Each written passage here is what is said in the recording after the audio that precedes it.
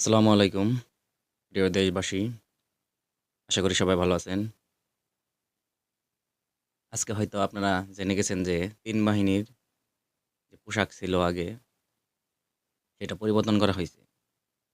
সেটা কোন বাহিনী? একটা হচ্ছে পুলিশ, র‍্যাব, আনসার। তো আপনারা পোশাক পরিবর্তন করলেন, পোশাক সংস্কার করলে যদি মানুষের মাইন্ড সেটআপ কিংবা চরিত্রের পরিবর্তন হইতো, তাহলে মনে করেন যে বছরে আপনারা ৫ বার ১০ বার পরিবর্তন করেন, কোনো সমস্যা নাই আমার। এতে কোনো দ্বিমত নাই।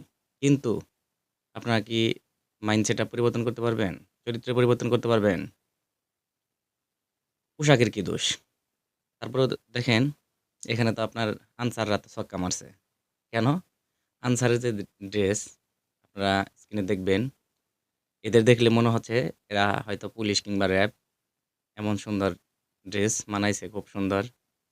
আবার আপনার পুলিশের যে ড্রেস, এটা মোটামুটি আরকি মানানসই। হালকা মোটামুটি। আর র‍্যাব বাহিনীরে দেইখা মানুষ ভয় পাবো তো দূরের কথা, দেখলে তামিলের কোনো সিনেমার কোনো পুলিশের বা অন্যান্য কোনো আ এরকম মনে হবে। তো আসামিরা কিংবা অন্যান্য অপরাধীরা রাস্তাঘাটে দেখা হইলে বলবে র‍্যাবেরে যে, "মামা এদিকে আসেন, অ্যা এই ভাই এদিকে আসেন" বা অমুক-তমুক ইত্যাদি বলে ডাকবে। মামা হিসেবেই ডাকবে। ভয় পাবে না। এরকম ড্রেস। তো যাই হোক, এগুলা সংস্কার না কইরা আপনারা যদি সংস্কার করতেন, মেডিকেলে ভর্তির রেজাল্ট দিল গতকালকে। সেখানে আপনার আ ৪৩ পাইছে, ৪০ পাইছে। সে উত্তীর্ণ হইছে ভর্তি উত্তীর্ণ হইছে। ৭৩ পায় ৭০ পায়ও উত্তীর্ণ হইতে পারে নাই।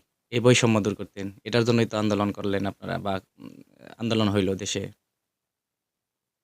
সেই কোঠা বা ক্ষমতার প্রথা, বৈষম্য এগুলা দূর করার জন্যই তো আন্দোলন হইল। এখন যদি আপনার ৪০ না পায় ৪০ পায়ে যদি মেডিকেলে চান্স পায়, ৭০ পায়ে পায় না, ৭৩ পায়ে পায় না, এগুলা সংস্কার করতেন আগে।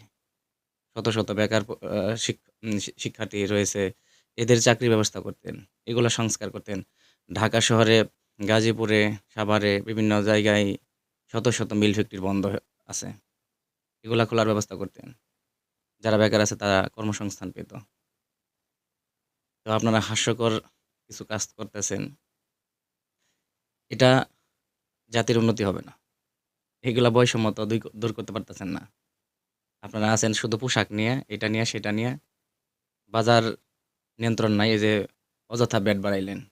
এমনিতেই মানুষের অবস্থা খারাপ। কর্মসংস্থান নাই, মিল ফ্যাক্টরি বন্ধ। আবার দিছেন ভ্যাটের বোঝা বাড়ায়া। এগুলা সংস্কার করতেন। আমি ৳১০০ রিচার্জ করলে ৳৫৬ সরকারি কোষাগারে চলে যাবে। এগুলা সংস্কার করতেন। আর আপনারা আসছেন পোশাকের পরিবর্তন করার জন্য। তো আসলে আমরা পাগলের পাল্লায় পড়ছি? নাকি আমরা নিজেরাই পাগল হয়ে গেছি?